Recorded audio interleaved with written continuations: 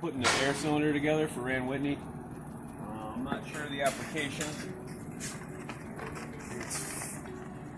It's a felt stretch cylinder, so when they put the big felt out to dry the material over there, it runs through, the paper comes through on the felt, and this helps keep it taut, and that way it doesn't get ripped. It's $60,000, I believe, for a new felt.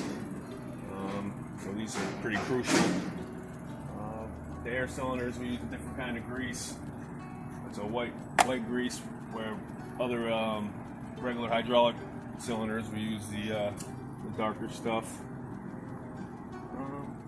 Besides that, it's pretty straightforward. Lube everything up, make sure everything's flat, good mating surfaces, diameters are all good. Looks like it's a little rusty. What's up with that?